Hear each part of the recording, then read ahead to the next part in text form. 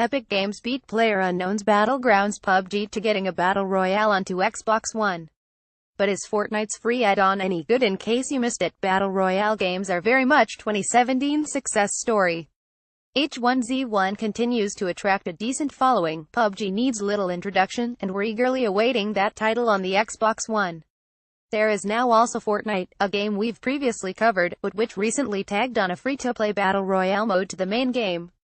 In this instance, free-to-play doesn't require you to have the main Fortnite game either, though naturally, Epic hopes you do. Fortnite Battle Royale is free to everyone.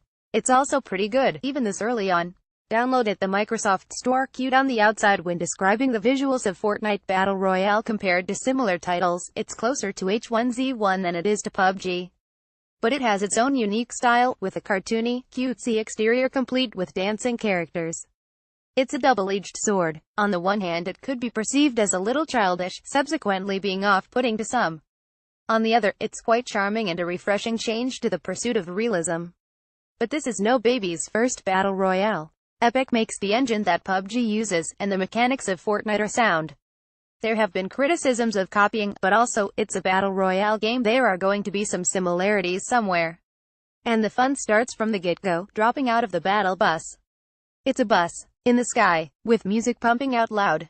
Otherwise, it follows the tried and true Battle Royale formula. 100 players, drop into the map, stay inside an ever-shrinking circle, kill 'em all.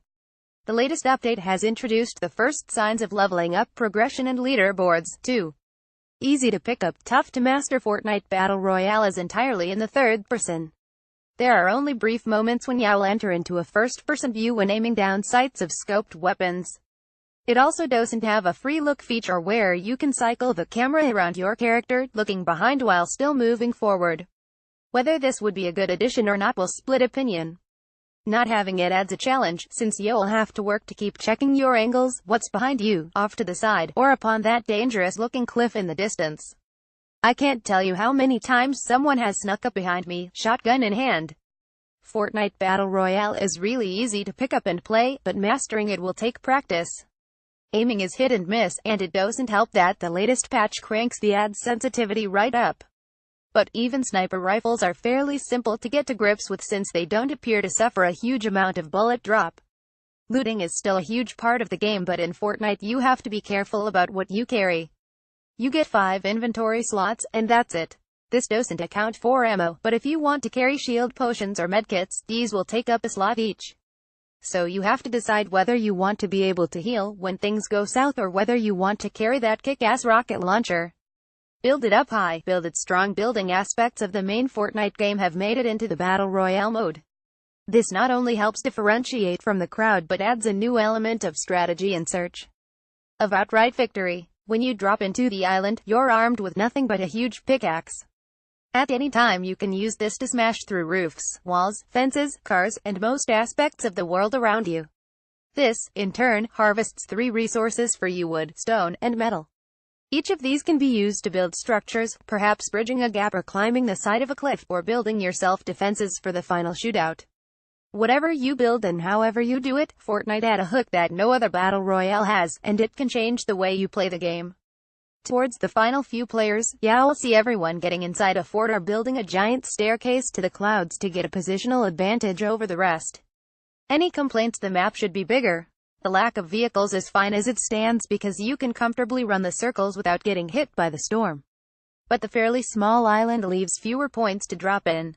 If you're a gung-ho, get in and go for as many kills as possible type of player, then you'll love the fact you can't seemingly land anywhere without multiple other players being on top of you.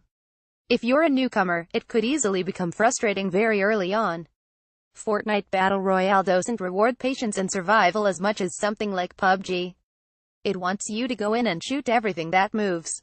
That's not going to appeal to some. I'm okay with it personally, but there are times when I'll go 7, 8 or more games with someone landing at the same spot and always getting a gun first. That stuff gets annoying. Should you play if Battle Royale games are interesting to you? Absolutely.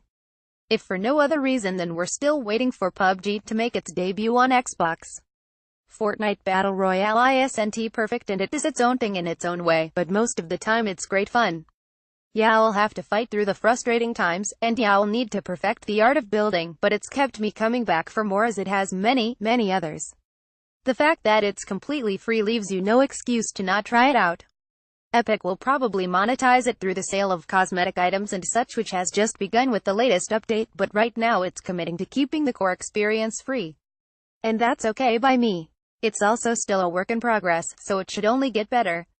Download at the Microsoft Store.